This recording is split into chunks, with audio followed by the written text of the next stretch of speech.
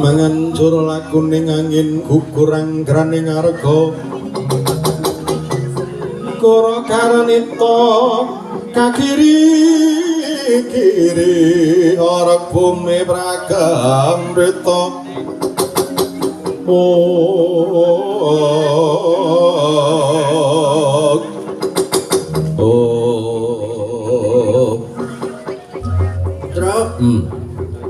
Kok suwe banget ya, no? Apa nih? Pas makan agungnya biasanya emang setengah jam kok. 45 menit kok suwe banget. Oh, diselani limbuan sing mau to. Oh iya. Mane ngenteni Pendeta Durna ora teko-teko. Nek kok perasaanku ra penak ya, Cuk. Ra penake mu piye? Aku nek ndelok gelagate Pendeta Durna le mau le membulet kaya entut. Pokoke Pendeta Durna kaya ora ngerti Ndara Janaka manggone ngendi to. Lah ya sempu pokoke Durna wis janji arep wangsulan karo awake dhewe kok mau nganti meleset ning wangsulan kowe karo aku ngamuk ning Sinaga. Wajiban. Ngamuk nang ngendi to? Lah iya. Mau awake dhewe iki mangkat mau gareng minggale gareng. Gareng ngendi terus? Gareng iki lagi golek mie ayam ya mau kaliren. Wah, ana ditambahan tugas ini kok malah lunga dhewe ora. Nek umpama awake dhewe iki ngamuk ning negara Ngastina padha wae suluk mlebu ngene. Lah kok iso? Kurawa ki prajurit sing anu rayi-rayi wis ana 100 cacahe. Kurawane ana 100 durung prajurite. Maju ade to mati ngono. Kuwi jenenge wong sing gampang menyerah karo keadaan ngono kae. Kowe iki sok senengane ngempukke watu ngatoske banyu. Lho. Banyu kan dadi es batu ya anteng. Lah ya nek iki maksud iki banyu iki barang sing empuk watu ki barang sing atos ki senengane mbok wolak-walik kowe ngatoske banyu ngempukke watu. Jane ning perkara gampang ning gandeng kowe iki wis nglokur sik lah dadine ya kelakon kowe kalah tenan ngono. Oh, ngono ya, Tru. Heeh. Ah terus karepmu piye nek ade wong telu ngono mongko cekle iki ra iso apa-apa. Masa nek awake dhewe gelut-gelut ana arep mburok-mburok. Aku ya isih rada wangun. Lah iya. Mati seneng. Heeh. Kowe ya pencakmu rada lumayan apik nek gareng. Sikile cekle, tangane cekle mlipate kira. Nginceng ya mesti luput ta, Tru? Lah iya. Garek iki kepleset telek wae tiba kok. Arep perang. Lah ya ning aja kaya ngono kok awake dhewe iki diutus karo ndara-ndarane awake dhewe Pandhawa iki dipenehi Purbawasesa ora mung duta kongkon ning duta ngrampungi gawe. Ngono. Wah. Ya dintane itu muga-muga Pendeta Durna ngenehi jawaban sing semestine, Tru. Iya. Ning pokoke nganti Durna ngelincati wis piye carane awake dhewe kudu nemokke Ndara Janaka. Ya pangono, Tru.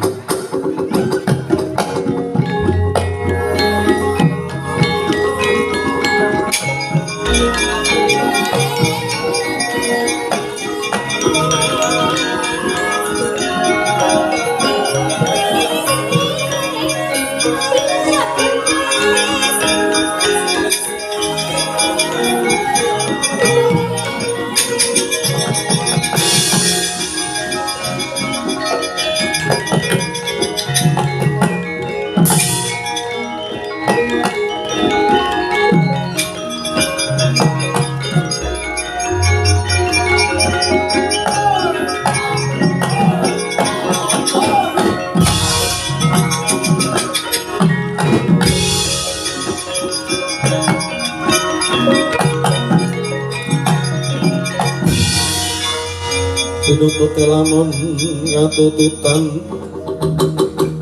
lamun mangsa prawira daya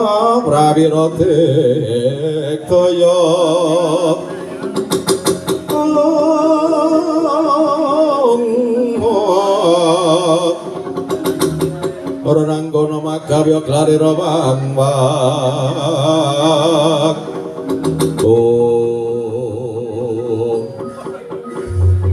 Niki kados Ndara Kartamarma, iya Petruk Kantong Bolong Dasar Keparanyata.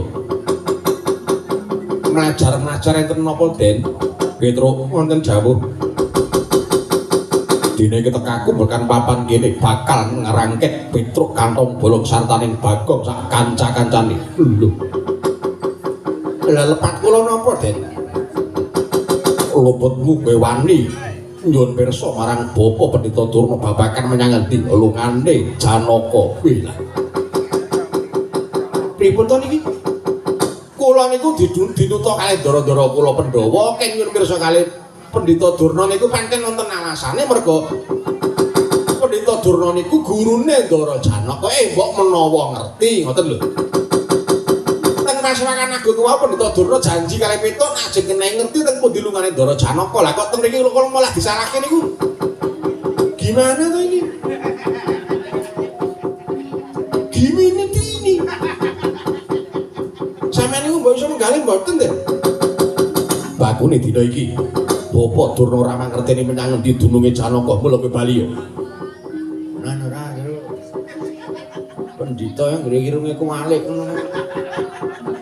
Omong ora tau ana nyatane ya Pendhita Durna kae. Ora ngerti kowe kok. Oh, dadi kaya ngoten ya dasar keprayata mula kowe dinakwa luput. Kowe wani gendak sikara karo Pendhita Durna. Ngono piye ta iki? Kok malah sing salah ki piye to, Gong? Ayo ngono ku wong cilik kan ana mung salah karo salah. Ngono. Wong cilik ki bener wis dadi salah apa meneh salah. Kaya bojoku terus ora wae ora kaya ngono kok. Ayo dina iki manut tak rangket, tak lebokke ning pakun jaran Petruk.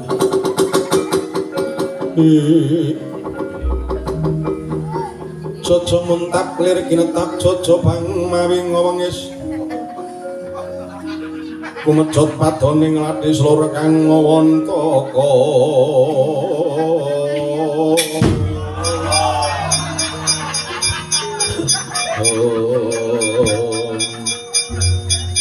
Capeng ya matanya dinggo tro ngono kancane gurune nekat bae capeng. Minta-minta jarang ya, Tru. Mintake asik nek nyampluk kowe kan. Asik-asik dengkulmu kowe ora.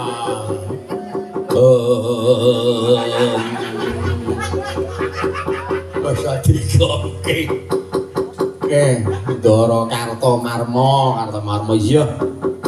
Tak jabel basaku, ora basa karamu, ora dadi ngopo. Sampeyan arep nyekel Petruk kantong bolong, sampeyan aja gendak sikara karo Petruk kantong bolong, dan Petruk ki menungso e.